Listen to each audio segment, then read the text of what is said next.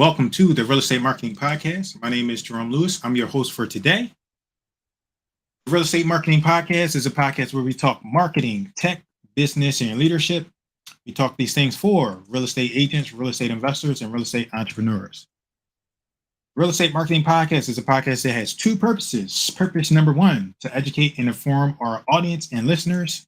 Purpose number two, Jarod, to spotlight you, your business, your service, or your product in a way that provides value to you, including market exposure and content creation. With that, we have a very special guest, Jarod Spiewak. He's an international speaker and the founder helping service and SaaS businesses scale by turning clicks to cash.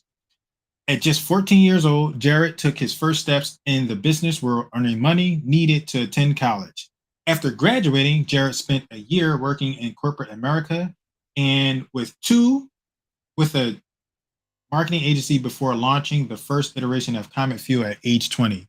Annoyed by digital agencies promising the moon but only delivering stardust, Jarod saw a clear need for digital agency that provided transparency and a result-oriented approach. Comet Fuel has helped their clients turn $40 million in revenue into $250 million plus. One could say things are going all right. When he's not busy making his clients wildly successful, Jarod can be found cooking, watching way too many YouTube videos, allegedly, and working on creating efforts that will never see the light of day. Jarod, I'm excited that you're here. Welcome to the show. Yeah, thanks so much for having me.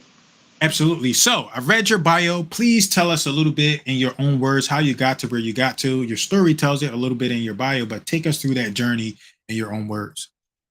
Yeah, of course. So I'll give you the quick version. I'm happy to dive deeper on any of the points if you want to. So I got started fairly young. I was 14 in high school. I knew I was going to start attending college at 15, graduated high school at 16. And I did what a lot of people that need money do. I went online and said how to make money online. That led me to writing content for about a penny a word, maybe even under a penny a word. And that introduced me to SEO. That led me to a corporate marketing job in the real estate industry. I worked in their marketing department for about a year. After I got my degree, I was like, okay, well, what's next for me? So I passed around a bunch of ideas. Do I want to become a developer because I was really interested in programming? Do I want to go into InfoSec because that was something I was really interested in? Or do I want to continue pursuing marketing?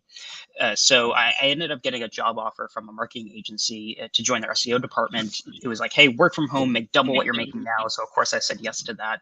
And after working for that agency for about 2 years, I ended up founding an SEO agency called Blue Dog Media, and that was in 2018. And what happened is throughout those years, we kept getting asked, hey, can you help take over our Google Ads account? We kept saying, no, that's not what we do. But we kept getting asked. So eventually we said, yeah, sure, fine, whatever. We'll give it a shot. We'll see what happens. And what we found pretty quickly was that we were helping our clients make a lot more money faster through Google Ads than we were SEO. And we didn't start the company to be an SEO company. We started the company to help our clients make more money. And if the path of least resistance to doing that was Google Ads as opposed to SEO, it made more sense for us to focus on that. So in 2021, we've rebranded to Comet Fuel and changed our focus from SEO to Google Ads. Thank you for sharing that. So there's a lot there that I find relevant to our audience in the show. The first thing I find is so you started, and this is for me, for selfish reasons, you started working with a real estate company, then you transitioned over to a marketing company. So can you take us through that process of how that was? Why real estate? Was there any relation? Is real estate and marketing related? Just take us through that process. Yeah, so to be honest, working in the real estate industry wasn't really intentional. When I was looking for my first kind of professional job, I was 17 at the time, and a lot of corporations won't hire someone who's under 18. And so I put out tons of job applications, never heard back from anybody, and eventually a company reached out and they're like, hey, let's actually have a conversation. So working in the real estate industry at first was just kind of happenstance. Since then we've worked within the real estate industry a bit. I'm also a real estate investor, so I've stayed invested within the real estate industry, throughout the years. And then more so on the marketing front. When I joined that real estate company's marketing team, that was because I was going to school for marketing and I wanted to get more experience under my belt for what I was actually going to school for. And the transition to a marketing agency, again, that wasn't really something that was planned as much as it was at the time. I was freelancing. There was a site called Upwork that was very well known now, not so well known at the time. And I was like, man, like how can I make a little bit more money for myself? What do I want to do? My career doesn't seem like it's going to go very far at the company I was with. And so I signed up for a site called Upwork.com. I started working initially for $5 an hour just to get some like experience reviews on the site, etc. And as I started doing more and more marketing work, eventually I started working with a marketing agency that asked me to come on full time. And then that was just a very easy yes to say. They said, hey, we'll take you on full time. We'll pay you double what you're currently making, and you're going to be able to work from home. So it was very hard to say no to that. Excellent. Thank you for sharing that. So I have like a mentor who went through that same transition as you, right? It's like we're doing all of this stuff for SEO, but when you come in and you use Google Ads, it's like faster. So can you take us through that like process? And then I want to make it like more specific to real estate. So first tell us like what SEOs and how it works, and then take us on like why you went through like, you know what, let's do Google Ads instead. So. Yeah, so with SEO or search engine optimization, for most people, if you go and Google something and you see the Google Map pack come up, you see the blue links that'll show up, that is organic. That is working to try and improve your site's standing within Google's algorithm to rank you higher. Now the challenge is that doing that is fairly complicated. It takes a lot of different disciplines. There's content, there's development, there's marketing, there's there's PR, on the link building side of things. And so you have to essentially build 8 different services internally to be an SEO company that kind of does full service SEO, quote unquote. And so we needed tons of overhead, tons of tools, tons of different disciplines. And we're throwing a lot of money and time to get it to work. It's something where you're going to put in a lot of money and a lot of time. And then 3, 6, 8, 12 months down the line is when you'll be able to figure out if the strategy that you've been implementing is even leading to a positive result. And so for a lot of business owners, it's expensive, which is scary. It's hard to measure, which is scary. And it takes a long time where you have no idea if the person that you're paying thousands of dollars a month to help you is doing a good job for the next 3 to 6 months. And so, there's a lot of risk for a lot of businesses to engage in SEO, and it is great. It's just usually not the first marketing channel that most businesses are going to find success with. Maybe not even the second or third, depending on the industry. And when it came to Google Ads, our background wasn't advertising. I'd been inside a couple of ad accounts over the years, but clients like working with us, and they're like, "Hey, we like you, we trust you. We don't really like or trust the people who are running our ad account. Since it's Google and we know you as the Google people, can you take over our ad account?" We said no for a long time because that's not what we do. We're not an ad agency. Eventually, we said yes because we wanted to make a little bit more money. We wanted to see, could we add this as a second service, maybe get people in the door for one service and upsell them to another. And what we found is, one, very quickly we were getting better results after a couple hours of research than the so-called quote unquote experts that our clients had hired to run their ad account. And we were also finding that clients were even canceling SEO to say, hey, I'd rather spend that money on ads because it's easier to measure. I'm getting results faster, and I'm going to know how well it's working whenever I want to take a look. If I want to see how it's doing after a week, I can see how it's performed after a week. With SEO, you might put in work today that you won't even see the result of that you can measure for the next 3, 4, 5 months. So we just found it was a path to lose resistance. We were helping our clients make more money faster. They were happier with what we were doing because it was easier for them to measure. And so we just made the executive decision to say it's too complicated for us as a company at the size that we were to effectively be both an SEO and an ad agency. So we ended up partnering with an SEO company, sending all of our SEO clients over to that company so that we could focus on what was working best for us and our clients, which was the ad side of things. Thank you. So one of the things that you mentioned, you said that SEO is probably not the best place to start. And my perspective is that most people start there because it's generally free, right? Like it doesn't cost any money. So with that, what do you recommend, or where do you recommend people start? You said it might not even be like the second strategy. So like, do you have a maybe a list of 1, 2, 3, then we do SEO, or like, does it depend on the business? Just share your perspectives on that. Yeah, so a really big myth is that SEO is free. It's one of the most expensive marketing channels because one, even if you do it all yourself, it's and you put in a bunch of time instead of a bunch of money, your time is still worth something. You need content on your site. Content costs money. If you don't continuously add more content to your site's going to lose traffic and rankings over time because it's going to be seen as a outdated website. You need to acquire links one way or another. You have to convince people that you wrote something that's interesting enough for them to insert a link into their website to link out to an article that you wrote, to reach out to journalists and say, hey, here's this new thing that we're doing, please reference us, link to us, what have you. And so while the traffic could be free in the sense that you don't pay per click like you do with advertising, you do have to put in a significant amount of time and money in order to be able to actually generate that traffic. And then you have to continuously put in time and money in order to retain and continuously grow that traffic. So SEO traffic is definitely not free. And when it comes to why it shouldn't be someone's first choice or maybe even their second or third choice, it's because of how many different disciplines there are that you have to have an adept knowledge of. You have to be able to create content, or not just content. You have to be able to create content that people are actually going to want to read, that people are going to want to link to. You have to be able to have some sort of thought leadership, because if you're trying to ask somebody, hey, please link to this guide on the 10 steps that every new homeowner or every prospective new homeowner has to go through in order to buy their first home, well, why should I link to you when probably every major company like Zillow, Redfin, etc., probably has those articles? They're much better known companies, and chances are they were able to put a lot more funds into curating that content, adding video to that content, adding custom graphics to that content, what have you. And so it's really, really difficult to compete with that. And so without the capability of competing with that, what I see is a lot of companies, they spend a lot of time, they rank, 1 to 2 years later, they fall down because other larger companies have been able to put more money into more content, into better links. They have better connections with journalists that generate links for a lower cost, that are stronger for them. And then explaining all this to a business owner, oh, it's an algorithm, it's scoring, there's different types of algorithms. It's a very hard concept to understand. And so it's also really hard to stay confident in who you've hired to actually help you, because it's hard to tell if they're actually telling you the truth or if it's just BS, because it changes every single day.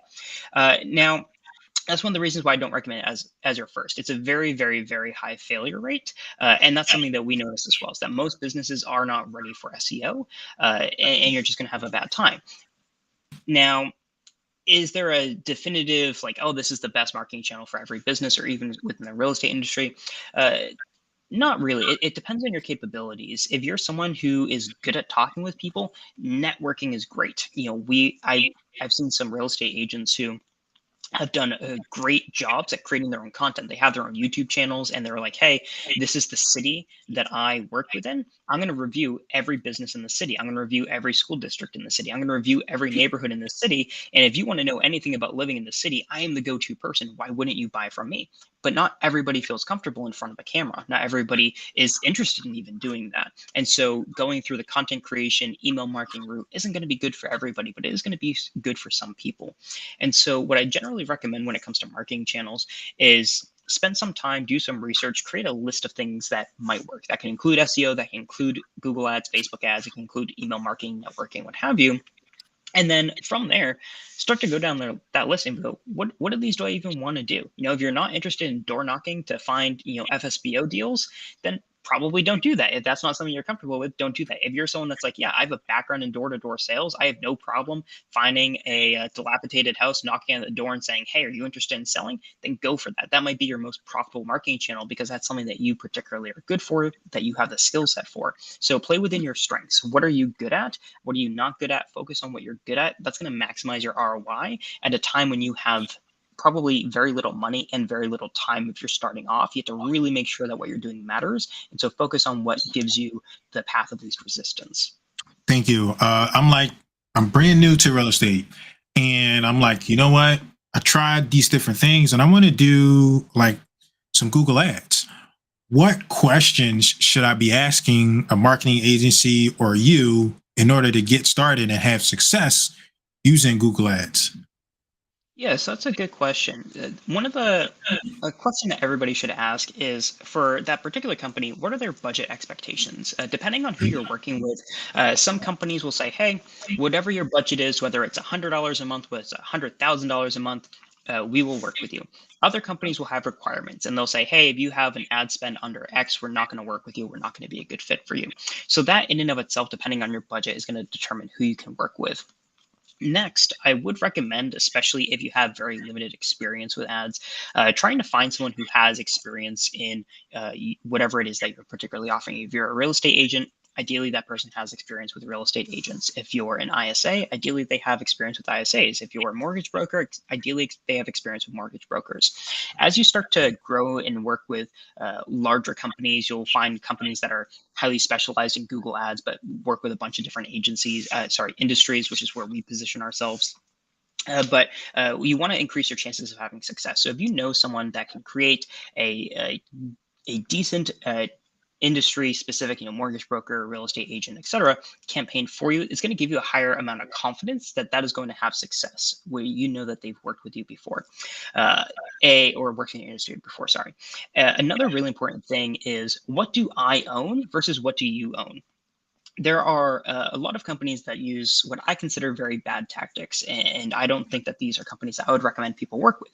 There are companies that will buy a website for you and they own your website. And when you stop working with them, your website's gone.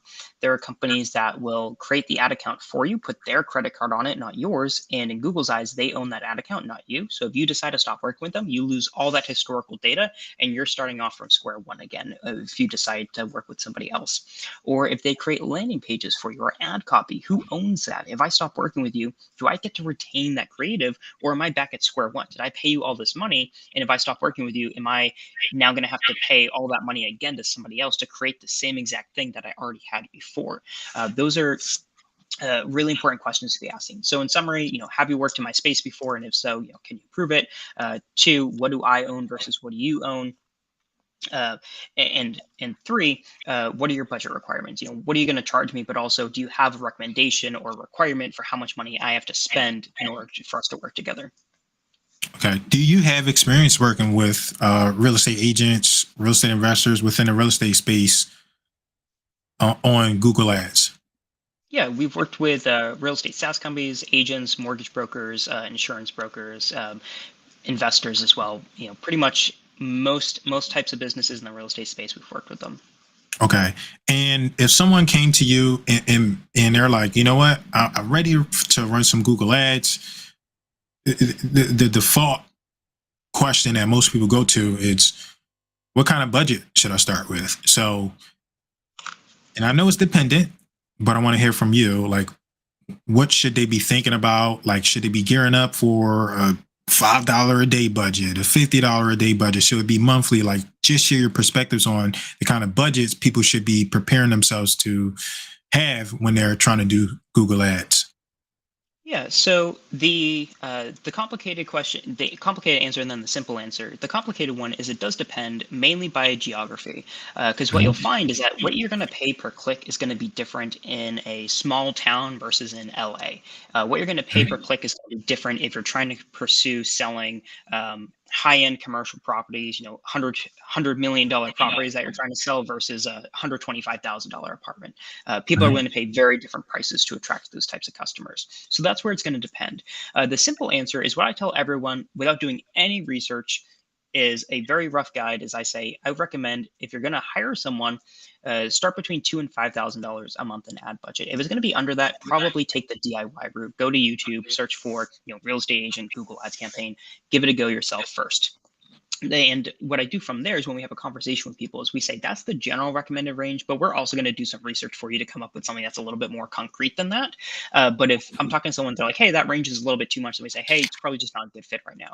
So $2,000 to $5,000 a month is what I recommend at a minimum if you're going to be working with somebody else. Under that, go for the DIY route. And in terms of timeline, I recommend having a budget that you can sustain for at least 3 months, for two reasons. One, is you need to be able to collect data to make decisions. If you're running into an issue where you're getting clicks, but people aren't calling you, they're not filling out your form, they're not becoming a lead, you need to have the data to know how far off you are from that goal. If you get 10 clicks and zero conversions or zero leads, that doesn't mean you have a 0% conversion rate. If you flip a coin 5 times and you get heads each time, and it's a head and tail coin, that it's going to be 50-50 if you keep flipping that coin. You just happen to get, it's like a 2.5% chance if you get it like 5 times in a row, something like that. So you need to have the data to say, oh, we do know that we need a 10% conversion rate, but we only have a 3% conversion rate because we had a couple hundred clicks, and we are more confident that that is what our conversion rate is. So that's why we need time. The second reason why we need time is if you find that problem, you identify, man, my website just isn't helping people turn into leads. I need to solve that problem. You need to have the time to identify that that is the problem. You need to have the time to be able to figure out what the potential solutions are. And you need to have the time to implement those solutions and then test those solutions to see if it works. Maybe we need better ad copy or better copy on our website to help convince people that we're the right agent for people to contact. Well, I'm going to have to write that copy. Then I'm going to need a post on the website. Then I'm going to have to split my traffic between variant A and variant B and collect enough data to say, hey, does this test actually perform better? And if it does it perform good enough to actually hit my goal? Or do I need to continue to iterate on that again and come up with a C, D, E variant to be able to, go from a 3% to a 10% conversion rate or whatever the goal is? Excellent. What are some of the best practices that you see, right? And let me give context. One of the biggest things that I see people do is they want leads to come in and like ready to buy or ready to sell like immediately. So from your perspective, like what are some of the best practices that you see companies that have success implement so they can take people along the journey if they're not ready to buy or sell right now? Can't hear you.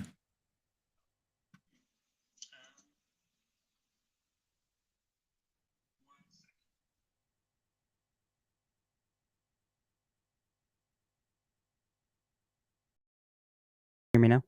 Yes. Input was the headphones and not the mic, and I dropped my other headphone, so that's why you couldn't hear me. So as I was saying, a lot of companies come to us thinking that they have a marketing problem. They say, hey, we're not generating enough leads, or our leads aren't good enough, or what have you. And sometimes that's true. But what I also find is a lot of times it's actually a sales problem and not a marketing problem, especially if you mostly rely on referrals. Because when referrals come to you, they're ready to buy. They've already been educated by whoever referred them. They know what the pricing is. They know what the process is. They know if they like you, if they're going to like you, because someone that they like and trust said that you will like and trust them. So what I tend to find is people go, hey, if someone didn't buy from me right away, that's it. They didn't buy. And they didn't nurture that person. Maybe they did inquire about buying a house today.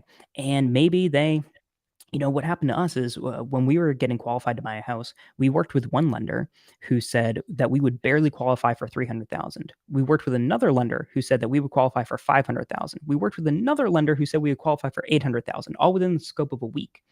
The first lender that we talked to was the one our agent recommended. And so from our perspective, I knew that that was wrong. I was like, hey, I feel like we can qualify for more, so I'm going to talk to more people. But maybe my perspective was, hey, I talked to this agent. They said, hey, go get pre-qualified. I talked to a lender. They said, yeah, you're not going to qualify for the price that you're trying to meet. And I go, okay, well, that sucks. Maybe I'll try again in 6 months or a year or what have you. And then I never hear back from that agent. But if you were that agent, you got on the phone and said, hey, what's happening? And you're like, oh, I contacted that lender. They said I wouldn't qualify.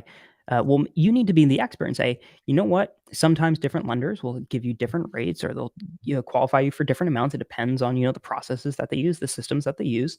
So here are 2 other companies that I recommend that you reach out to. Or, oh, you know what? You don't qualify right now. Do you think you'll qualify in 6 months? Okay, great. What if I call you in 6 months and just see where you're at, see if it's a better time? Does that work for you? Okay, great. Let's talk in 6 months. And when we look at some of our most successful clients, we have access to their CRMs and we see, wow, they kept up this conversation with this person for 2 years before they moved forward. Why? Because maybe it was a priority. They were like, man, I want to move right now because I have this job opportunity and it's going to be in a different city. So we're trying to buy a house in that city. Maybe that job opportunity falls out, and that's why I wasn't as motivated. But maybe I still really want to live in that city. And a year from now, it's going to be a better time. Or maybe I was concerned about, maybe I have a kid in 5th grade. I don't want to move during the school year, introduce them to a new school, all new friends. But maybe that next year or over the summer, it's like, you know what? They're going to be going to a different school anyways, that they go into middle school. Maybe now's a better time to buy. Or maybe I didn't have a kid before and now I do. And now I'm actually thinking about school zones. I'm like, man, I don't really like where I live. I don't think this is a good area to raise a kid, or I don't think my apartment's big enough to raise a kid. So things can change. So if you're able to nurture that person, keep up a conversation, just because they don't buy today doesn't mean that they won't be ready in 3, 4, 5, 6 months. And keeping up the conversation, just asking like, hey, how are things? Like, is this a good time? You don't have to be a salesperson every single time, but just like, hey, I know last time we talked, you said your wife was potentially getting a new job in this city and this is why you wanted to buy. How's that going? Did they get the job? Wow, that's great. Are you still looking to buy here? Oh, no, you're not. Just keep that conversation going. And a certain percentage of those people will be ready to buy in the future. And I can promise you, nobody else who they're talking to is actually actively trying to keep a conversation with them. A lot of people are just, hey, if you're not ready to buy today, I don't want to talk to you. And then they lose all those deals. And then eventually, when those people are ready to buy, they just start the cycle over again. They go to Google, they search for an agent again, they just contact whoever is ranking at the top that time because they forgot who they talked to 6, 8, 12 months ago because you never kept in touch. Thank you. Thank you for sharing that. One of the key things that you mentioned, key tools, is the CRM. And you said, like with your client, you have access to their CRMs. And I find that that's like a big mistake that people make, is they don't have like that follow-up process in place.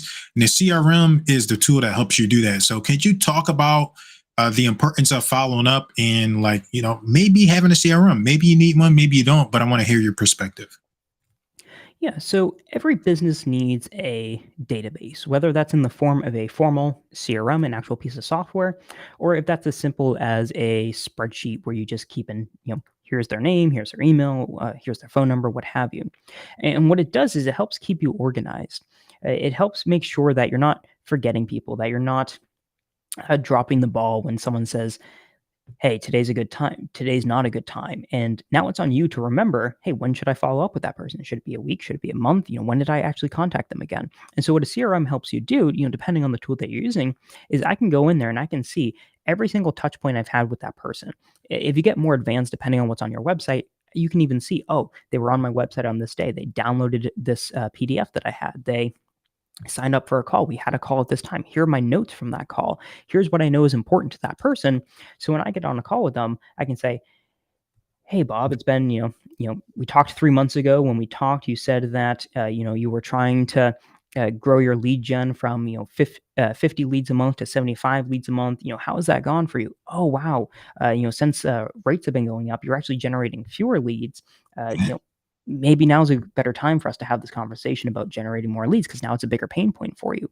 So just having something that keeps you accountable, that keeps you knowing these are the people that I have, this is the last time I talked to them, this is when I should talk to them next, and this is what our conversation has been in the past. You don't have to go through text messages, you don't have to find your paper notes, you don't have to go through your emails to compile everything together, and then you also don't make yourself look like you've forgotten who they are when you jump on a call and you ask them all the same questions they've already asked before because you forgot the answers. Makes a lot of sense. Thank you for sharing that. So, follow up. I lost my question. I wanted to ask one more. Oh, it's about websites. So websites, I think in general, people make like their websites like too complicated, especially for when they're trying to get people to, take like an action step. So could you share some insights, and do you have like some best practices for having a proper website or landing page for someone that's interested in a particular service or product? Yeah, so a really big mistake I see people make is not knowing who their customer is. Mhm. And this sounds really silly, but if you're selling or you're trying to attract leads who are trying to buy commercial property, you need to speak to those people differently than if they're trying to buy residential property. If someone's trying to buy their first home, their starter house, you need to speak to those people differently than if someone's trying to buy a $3 million home in an area where a $3 million home isn't common. So all these people have different levels of education, they have different needs, they have different wants, and you need to make sure that you're properly speaking to them. Because if I'm someone who's a first-time home buyer and your website is speaking to me as if I already know what that process is, that I already know how to go from step one to signing the actual deal. Well, if I don't know what the steps are, then I might have a bunch of questions that I don't feel confident in contacting you before I have those answers. Like, what do you mean pre-qualify? What is getting pre-underwritten? What's an inspection? Do I have to pay for that? What's an appraisal? Do I have to pay for that? Do I figure out what houses I want to view? Do you tell me what houses I'm going to be viewing? How does that work? And if I have all these questions, I might not feel ready or prepared to actually reach out to you. But if one of your competitors answers those questions for me, I'm going to feel a lot more comfortable reaching out to them because I felt like they have helped me, even if I haven't talked to them before. So first is, who are you actually trying to attract as a customer? Make sure you do a really good job at speaking to them. And then next, make it really clear what you want them to do. Do you want them to call you? Do you want them to book a pre-scheduled call through like Calendly or something? Do you want them to fill out a form? Do you want them to download this PDF on everything a new prospective homeowner needs to know about their first purchase? Or if you want to share all the different types of loan options that people might have, you have to make it very clear. Make the colors contrasting. Sometimes you might even point to it with an arrow and say, hey, what I want you to do is I want you to call this number. What I want you to do is schedule something here. Don't leave it up to me to make the decision, because if I don't know what decision you want me to make, I'm not going to make a decision. Thank you for sharing that. So I'm going to ask so the question that I have is, like, on websites, you see like multiple options, social media, visit my website, visit my blog. Like, what is your perspective on that? Like, giving people options, like, should we give them options in this process, or should there be a limit? Like, what's your perspective on that? Yeah, so you can definitely use hierarchy to make it clear what's important, such as having the social links at the very footer or the bottom of your website. That makes it very clear that that's not a primary action that you want them to take. When you look at the navigation of your website, all the links that tell them what page that you want them to go to, usually what you'll see is some sort of call to action there, whether it's a specific button that's designed a little bit different that says like contact us, or might say call us, and might have a phone number, or might say, submit a request or free estimate or what have you, depending on the website. That's very clearly telling the user what that next step is. So you can use like the size of elements, the color of elements, where they're placed, to make it very clear, even if you have 15 different buttons, what button is the most important. Next is, if you're advertising, you have the ability to create landing pages. A website has to be very general and generic, because you're getting traffic from all these different sources. You're getting traffic from your current customers who just forgot what your number is. You're getting traffic from business partners that just want to contact you. You're getting traffic from your friends that just want to check out your website, or your competitors. And so not everybody wants to take the same action. Some people are going to your website because they do want to find your social links and they couldn't find it online, or they do want to call you and they couldn't remember your phone number, or they do want to read your about page because they're interested in your backstory or your experience, what have you. Now, one of the advantages that we have on the advertising front is that we can direct someone and say, well, we know that this person is currently on Google searching to buy or lease an office space. So what I want to do is I want to send them to a page that only talks about leasing office spaces in this particular city that they're looking to lease it. If we operate in, let's just say it's a brokerage that operates in 3 states. If they're in Connecticut, I don't need to show them the stuff that we're doing in Tennessee. I don't need to show them the stuff that we're doing in Wyoming. Kind of weird to be in Tennessee and Wyoming, but the point is that if we know they're looking to lease an office space in Tennessee, they're going to a page that talks about leasing an office space in Tennessee. And if I have a particular realtor on my team, if I have a particular agent on my team, or a particular group within my brokerage that only focuses on commercial real estate in Tennessee, or Nashville, or what have you, that's the phone number. It's not going to be a general number. It's going to be that phone number for that specific team, whoever handles those calls. It's going to be very, very specific, because I know where they're coming from, what they're here to do. I'm going to give them exactly what it is that they're asking for. And that's one of the advantages that we have with paid ads. We can create these specific pages that only these people can see. Thank you. Could you share with us one of your least favorite case studies, like where someone came in, they didn't like follow your advice, your input, and like what was the result of that? And then I want you to share one of your favorite case studies or your favorite stories, because they came in, they used your advice, they did what you said, and the result after that. So yeah, so we were working with the company, and we had sent them 80 something phone calls. And we were very happy about the number of calls, because we were working with a number of companies in this industry, and we were like, wow, we're getting better than average results for these guys in terms of the cost per call. And then they asked me to get on a call with them. And I got on the call, and the owner was very upset. They were like, we've only gotten 8 phone calls. This isn't ROI positive. We're not making money. It's a waste of time, waste of money, just all these horrible things. And so I shared my screen, and I opened up their CallRail account, and I went, hey, you answered 8 calls. We sent you 80 something. I don't remember the exact number, so I'll just say 80. You only answered about 10% of the calls. And it's like, well, I was busy during the time. I was helping somebody else. I was working on something else. And it's like, great. The problem that you're facing isn't the number of calls you're getting. The problem that you're facing is you need to hire someone to answer calls for you, whether that's a person, whether that's a call answering service, whether that's even switching to people can't call you and they have to schedule a time, predetermined time on a calendar, what have you.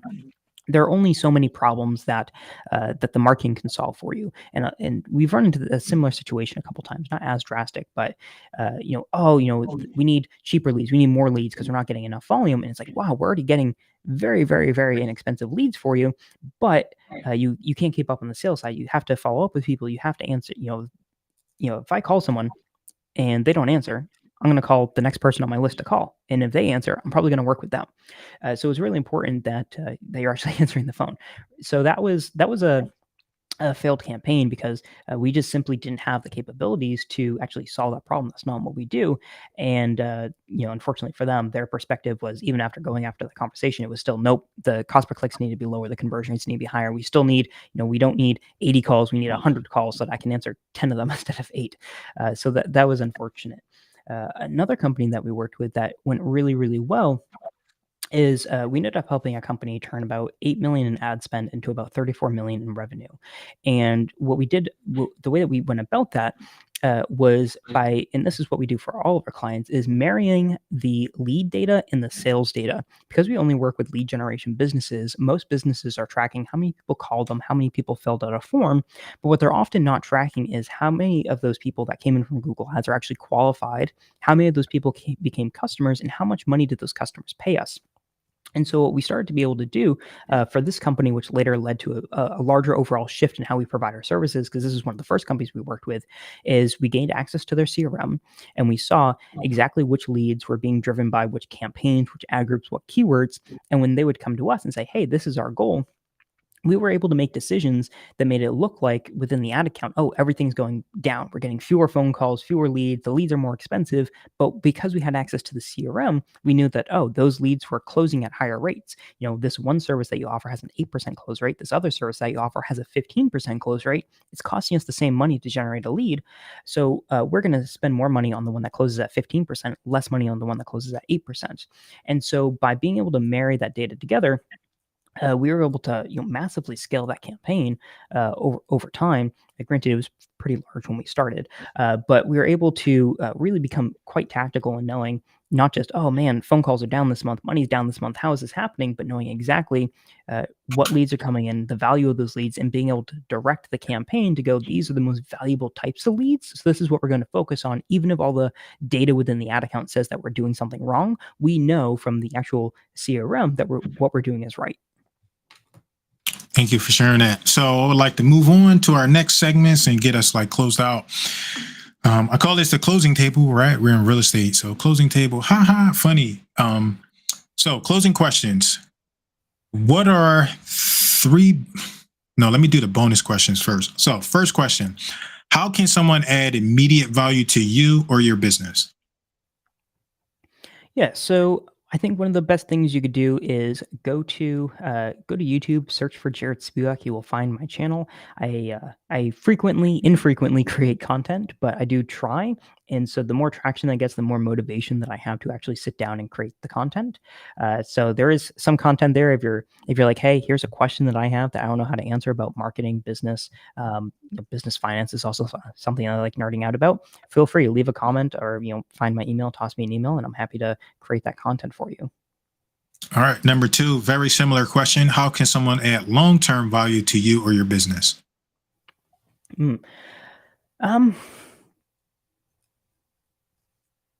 I think the best thing you can do is that if you're interested in what I have to say, keep in touch, follow on social. If you like something that I did, let me know so I can create more of that. If you didn't like something that I did, let me know so I can stop doing that. I get a decent amount of feedback, but I like really tailoring what I'm doing to that feedback that I'm getting when people say, hey, you have this thing that you're leaking out to, but the link's broken. Sometimes I miss that. It's nice when someone reaches out and says that. It's nice when somebody says, hey, why'd you stop creating this series that you were creating? I really liked that series of content. Are you going to keep that going? That goes, oh, maybe people do value that more than I thought, based on the view count and the commentship on that actual post. So helping me understand what value I'm providing for you, what doesn't work, what does work for you, helps me adapt more than just the analytic metrics that I can see on platforms. Excellent. Thank you. So now it's time for the closing table. First question is, what 3 books would you recommend to the audience and why? Yeah, so I can talk about this extensively, but I will try to keep it relatively short. The first book, which is one that we send to every single one of our clients, is Profit First by Mike Mikovits. So this is a book that the biggest takeaway for me is creating a cash flow management system.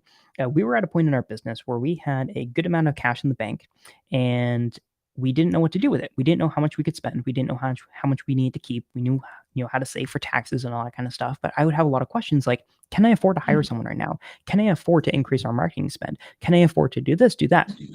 And with having, just a bunch of money in one account, it was hard to answer that question. But what that book helped us do was develop a system where we know how all the money flows into our bank through one bank account, and then it gets segmented into separate bank accounts that indicate this is the budget for this particular payroll, for distributions, for taxes, for a reserve account, a break glass in case of emergency account, or a savings account, so that I can look at that and go, if we have, let's just say, $100,000 in the bank, I know exactly to the penny how much money we can lose without it making any difference on the business, because we have an account dedicated to just play money. Hey, someone says, I have an idea, it's going to cost you $5,000. We have $8,000 in the play money account. Yes, I can approve that. And it's much easier to do that with an actual system that tells us how much money we can actually spend without causing a negative impact to what the business actually needs to have on hand. The second book would be called $100 Million Offers. That is by Alex Hormozi. That's a book that I should start sending to clients. And what's great about that book is it's very actionable, same as the Profit First book. And what it does is it teaches you how to create good offers. And this is really important because if you go online and you search for a plumber, you search for an electrician, you search for a real estate agent, you search for a lawyer, you search for whatever, chances are their websites all almost say the same exact things. Their offers are almost always the same exact things. They want you to call, they want you to schedule a free estimate or free consultation, they want you to what have you. And so the challenge is, if you're a consumer who probably isn't educated that much about how that industry works, you don't have the skills or capabilities to understand if who you're reaching out to is actually good at what they do, if they're any different than anybody else. And so when you have an offer that stands out amongst everybody else, it creates a clear differentiation. So if you said to somebody, I can make you $1 billion instantly with no risk and it's guaranteed, why would anybody say no to that? And so if you can, and those are kind of the 4 parts of the offer that the book talks about. So if you can create an offer that's, one, very compelling and also very difficult to say no to, I can promise you that change will probably have a greater impact than any sort of optimization you're doing on your sales process or your marketing process, because the offer is what somebody's actually signing up for. And if you tell someone that you just simply have a better offer, no amount of scarcity, urgency, those are things that help increase your conversion rates, but you just have a much better offer, I can promise you your conversion rates are going to get much higher because it's just much more attractive for what you're doing, the way that you position yourself.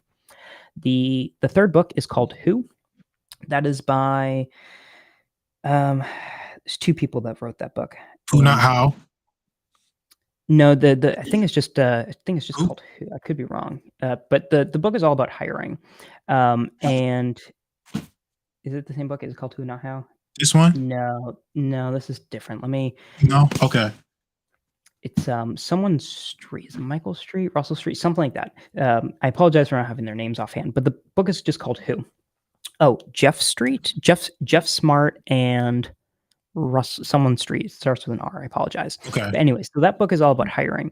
And what's really interesting to take away for that is when you're hiring someone and you're trying to hire like an intake specialist, someone who's going to answer your calls, make sure leads are qualified, all that kind of good stuff. What a lot of people do is they have like a pre-written job template that they put out there. They put on, Monster.com, they put on Indeed, what have you, and then they get applications in. The challenge, though, is that the type of person you're looking for to fill that role is going to be different based off of the needs of the business.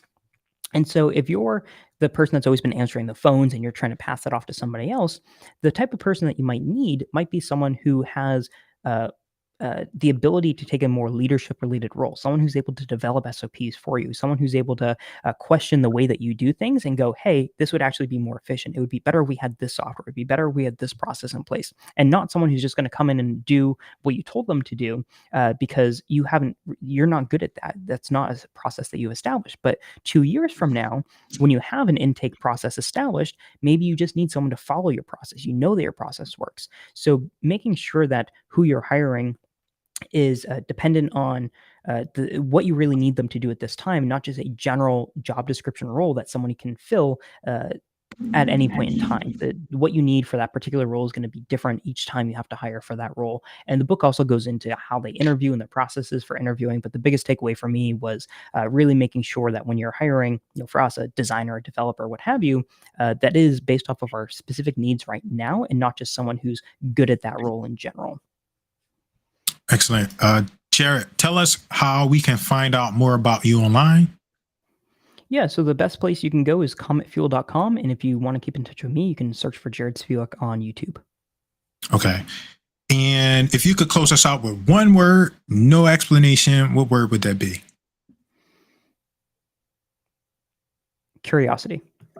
Curiosity. All right. Jarod, thank you so much for your time. I appreciate you. I'm going to close this down. I want you to sit here so we can wrap up. I want to play your trailer and then, we can close the full thing down. So thank you so much for your time. Yeah, thanks for having me. All right. So.